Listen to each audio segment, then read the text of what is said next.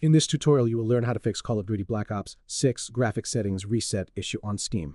Right-click Call of Duty, select Properties, open Installed Files, press Browse. This will be the location of your COD executable. Now that you know the location, open the Start menu and type Graphics Settings. Open Graphics Settings. Select the desktop app and press Browse. Now look for your COD executable.